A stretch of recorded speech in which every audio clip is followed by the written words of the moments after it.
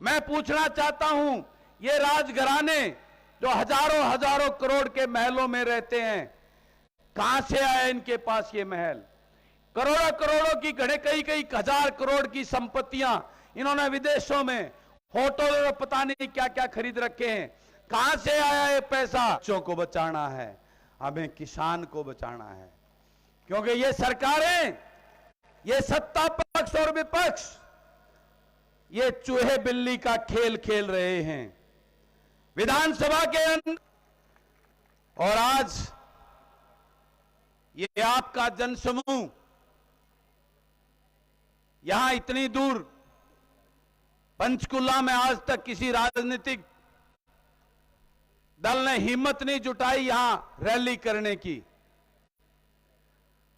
और आज आपने अपने बेटे और भाई को हौसला और आशीर्वाद देने के लिए जिस प्रकार से आज टाइम भी बहुत लग गया, सुबह धुंध की वजह से आपको, और ये टेंट छोटा पड़ गया, उसके लिए मैं माफी चाहता हूं।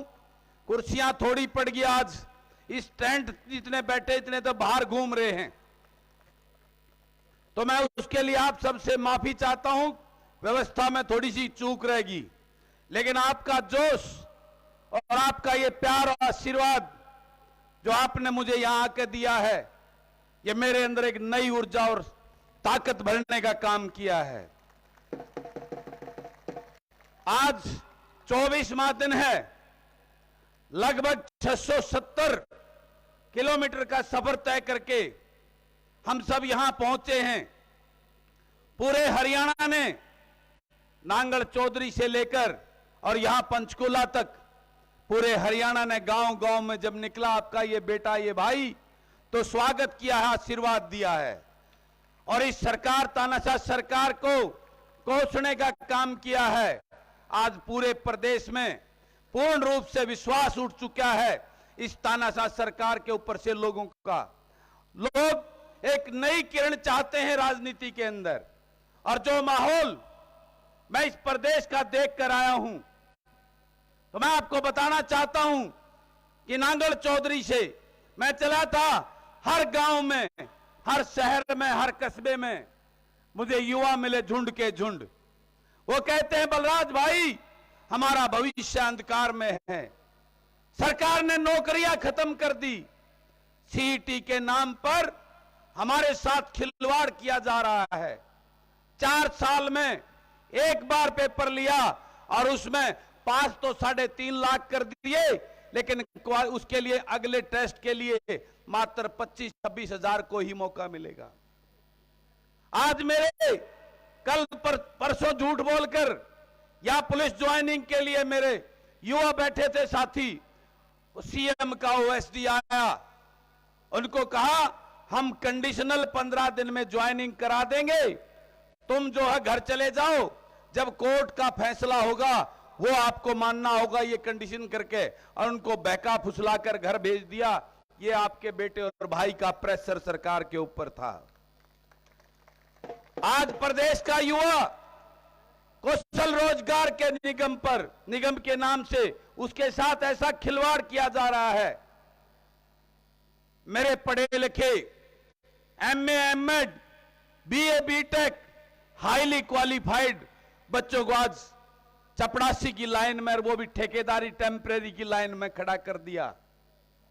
मैं आपको बताना चाहता हूं, यात्रा शुरू करने से 6-7 दिन पहले मेरे पास एक गरीब आदमी अपने बेटे को लेके आया और वो कहने लगा, विधायक जी, मेरे बेटे ने कौशल रोजगार निगम में चपड़ासी का फार्म भर रखा है, इसकी मदद करके इसको चपड़ासी लगवा दो।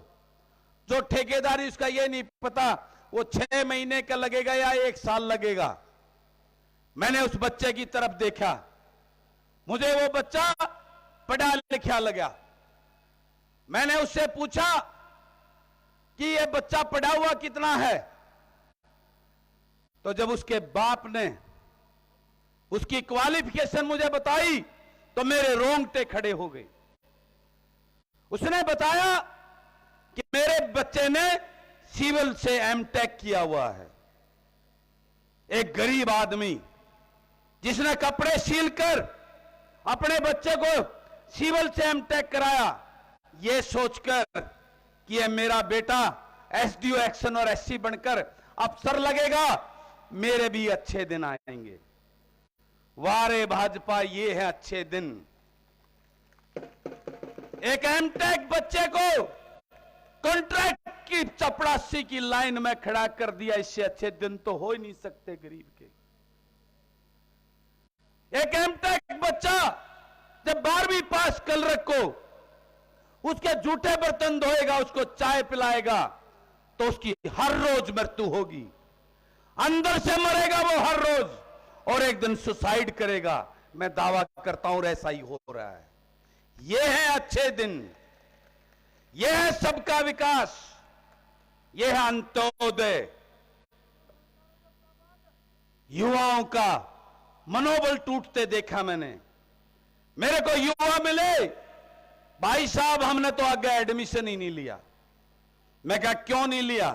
कहना क्या करेंगे एडमिशन लेके पढ़कर, टाइम भी खराब और घर के पैसे भी खराब हो रहे हैं, नौकरियां तो हमारे लिए हैं नहीं। क्या पीड़ा मैंने उन युवाओं को देखी। उनके बाप दादा मिले मुझे, उनके अंदर एक भय था कि आज की पीड़ा की वजह से उनके बच्चे नशे की तरफ जा रहे हैं, अपराध की तरफ जा रहे हैं। उस बाप के दर्द को खट्टर साहब कैसे समझ सकते हैं? उन्हें तो बेरायनी परिवार किसको कहते हैं। बच्चों का दर्द क्या होता है। अरे को छोटा देवीलाल उनकी गोदी में बैठकर जो इस प्रदेश को से जमुना पार भेजकर इस भाजपा को और खट्टर को कहकर वोट लूट के आया था, वो उस भाजपा के खट्टर साहब की गोदी में बैठकर इस प्रदेश को लूटने का काम कर रहा है। जो मेरे युवाओं को नौकरी देने का दावा करता था, मेरे बुजुर्गों को 5100 की पेंशन देने का काम का वादा करके आया था, आज कमीशन खोरी में जितने विभाग लेकर बैठा है सब में लूट मची हुई है। ये है अच्छे दिन इस प्रदेश के। मुझे नांगल चौधरी से लेकर पंचकुला तक किसान मिले। नांगल चौधरी में, नारनौल में, महेंद्रगढ़ में, दादरी में पाले से सरसों की फसल बर्बाद होगी, उसमें नुकसान हो गया। वो डीसी ऑफिस के चक्कर काट रहे हैं, सड़कों पर बैठे जिंदाबाद मुर्दाबाद कर रहे हैं, कोई सुनने वाला नहीं।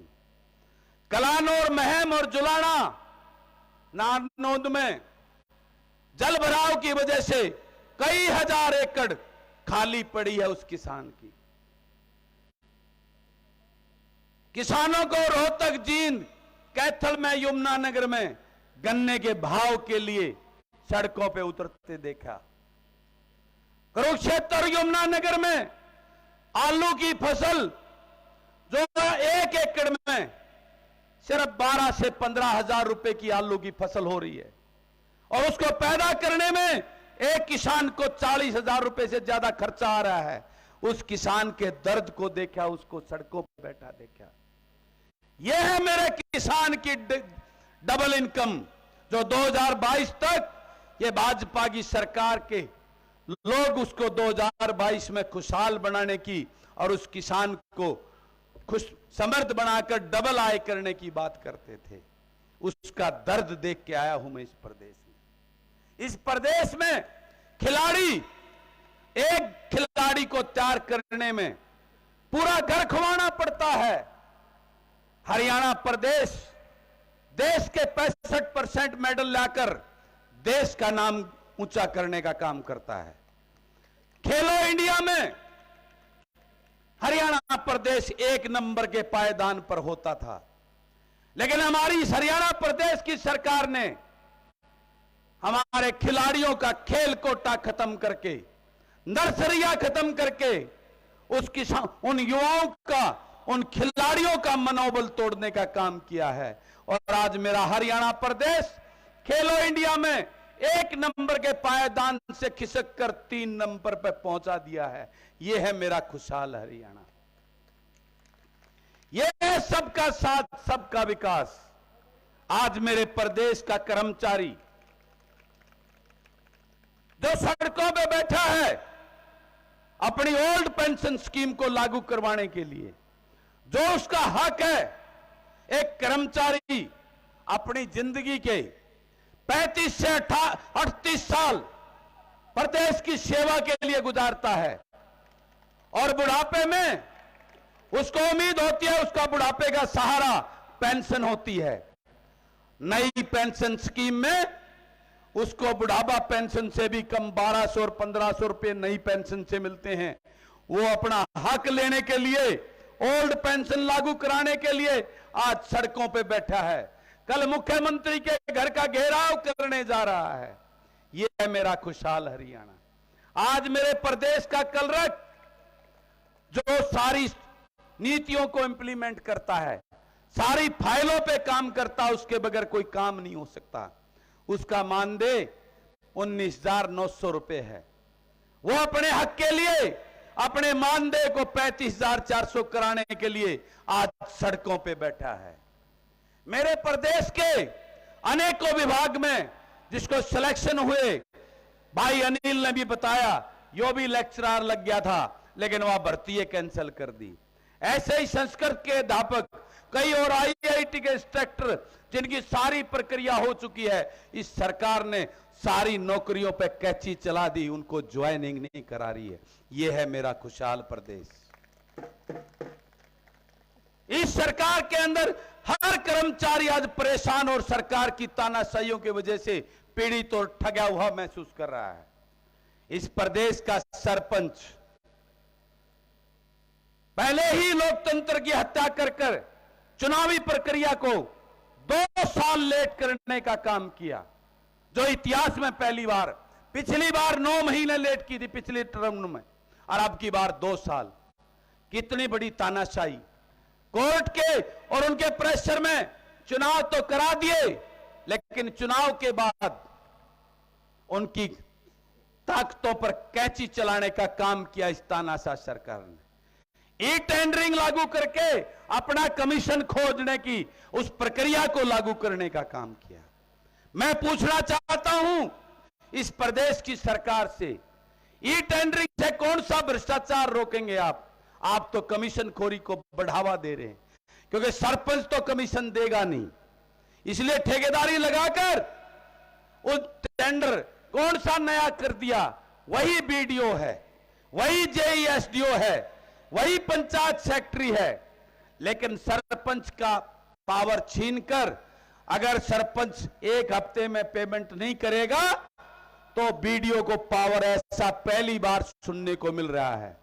खाता सरपंच का होगा और पैसे कढ़ाने का अधिकार BDO को देने का काम। वाह रे मेरी सरकार। यह तानाशाह सरकार जिसने हर चीज को, हमारे मौलिक अधिकारों को जो संविधान ने हमें दिए हैं, सबको तार तार करने का काम कर रहे हैं। यह है अहंकारी और घमंडी सरकार। इसको सबक सिखाने के लिए तैयार हो जाओ। मैं इसलिए जन जागृति यात्रा लेके निकला था। मैंने देखा है अपने बुजुर्गों की पीड़ा। मुझे रास्ते में बुजुर्ग मिले, वो कहने लगे, बेटा मारी पेंशन काट ली। इस प्रदेश के 12 लाख, लगभग 12 लाख बुजुर्गों की पेंशन काट दी सरकार ने। वो छोटा देवीलाल जो उनकी पेंशन को 5100 रुपए कहकर वोट लूट के आया था, आज वो उन बुजुर्गों की पेंशन काटने का काम कर रहा है। ये है रे मेरी सरकार। गरीब आदमी जिसको अंत्योदय तक उसको उठाने की बात करते थे, आज फैमिली आईडी के नाम पर जो इनकम का खेल खेला जा रहा है, उसमें उस गरीब आदमी के राशन कार्ड काट दिए गए हैं। वो आदमी BPL कार्ड वाला भी आयुष्मान, जो बड़े बड़े दावे किए जा रहे हैं, आयुष्मान कार्ड, फ्री इलाज मिलेगा, उस गरीब को कोई अस्पताल में घुसने नहीं दे रहा। मेरे पास कई गरीबों के ज्ञापन मिले मेरे पास रखे हुए हैं जो अभी गवर्नर को दूंगा मैं। कैंसर से पीड़ित हैं, कोई अस्पताल उनकी सुनने वाला नहीं है। बीपीएल कार्ड और आयुष्मान लेके घूम रहे हैं, कोई सुनने वाला नहीं है। ये है मेरी सरकार के अच्छे दिन। आज प्रदेश का हर वर्ग पीड़ित और प्रताड़ित है। आज मैंने वहां से लेकर जो अपने हरियाणा प्रदेश के हर वर्ग के को टीस और तकलीफ और जो आंसू देख के आया हूं, वो पीड़ा, वो टीस मेरे दिल में उठ रही है। और मैं इस हरियाणा प्रदेश वालों से 10 डिस्ट्रिक्ट से होकर आया हूं। मैं सबसे कहकर आया हूं, ऐ भोले लोगों, अब तो जागो। इस दुष्ट तानाशाह सरकार को आपको बचाना होगा। आपको इनको, जिस प्रकार से इन्होंने हमारे बच्चों को बेरोजगार कर दिया, इनकी जमानतें जब्त करके इनको बेरोजगार करने का काम करना होगा आपको।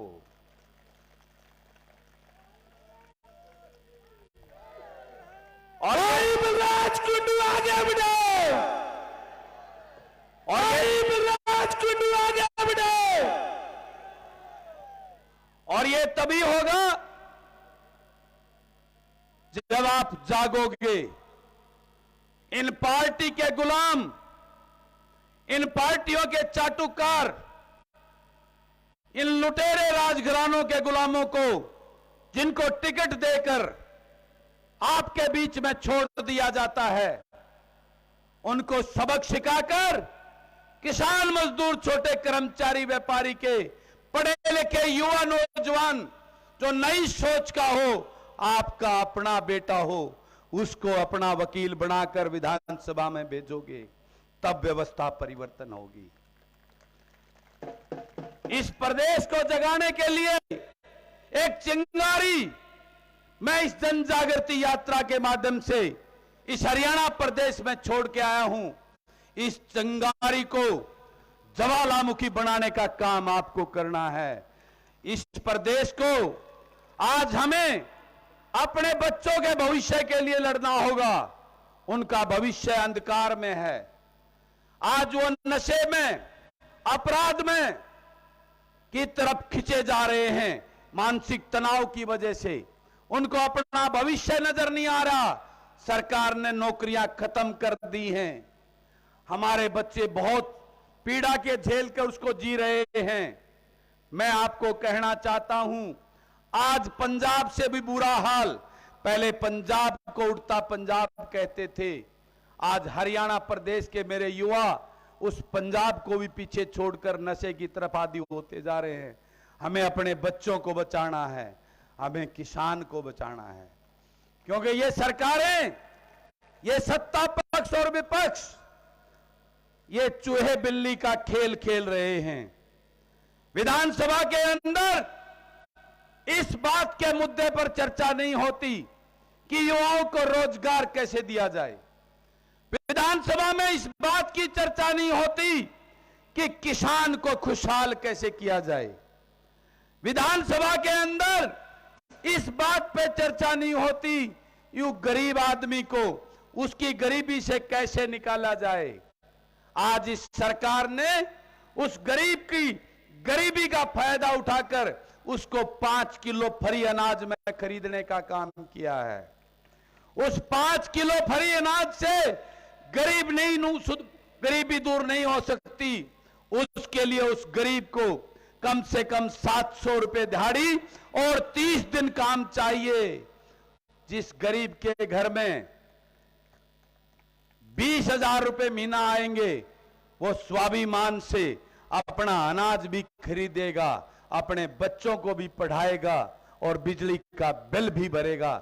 लेकिन इस पे चर्चा नहीं होती विधानसभा में।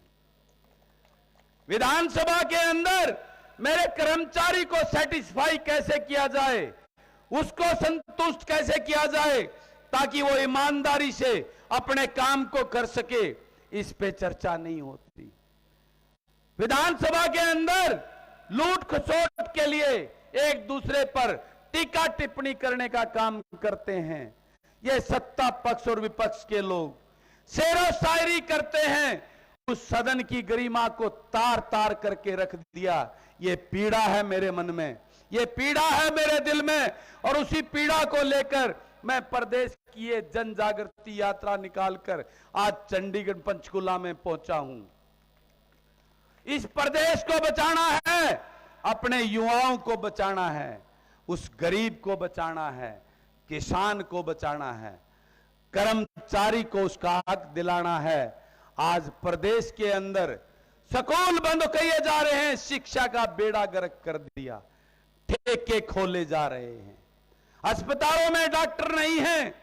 दावा करने वाली ये सरकार कि हर जिले में मेडिकल कॉलेज खोला जाएगा, डॉक्टरों की कमी को पूरा किया जाएगा। कहां गए वो मेडिकल कॉलेज? आज हमारे गांव के पीएचसी, सीएचसी, सामान्य हॉस्पिटल सब में ना डॉक्टर है ना और इक्विपमेंट हैं।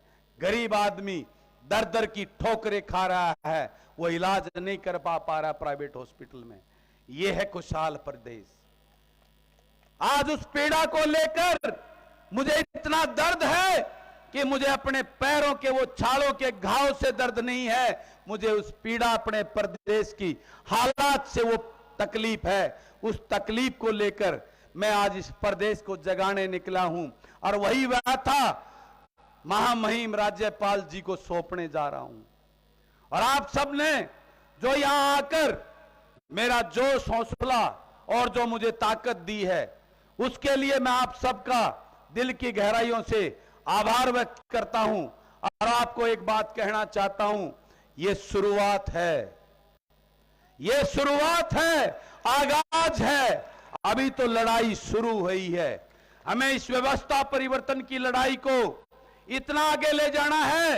ये लूट की दुकानें, आपने ये कांग्रेस का राज भी देखा, उस लूट को भी देखा, उससे परेशान होकर लोग इस भाजपा के झूठे जुमलों में फंसकर इस भाजपा को लेके आए।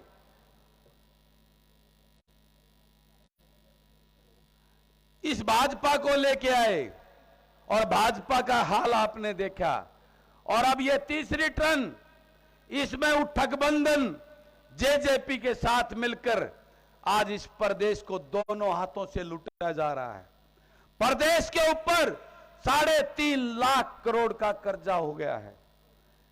सारे प्रदेश के अंदर सड़कों का बुरा हाल है, पानी पीने का किसी गांव में है ही नहीं, स्कूलों का बुरा हाल है, आज अस्पतालों का बुरा हाल है, नौकरियों में प्रदेश जो है ना बेरोजगारी में नंबर 1 हो गया, अपराध में हिंदुस्तान में सबसे असुरक्षित प्रदेश की श्रेणी में आ गया है।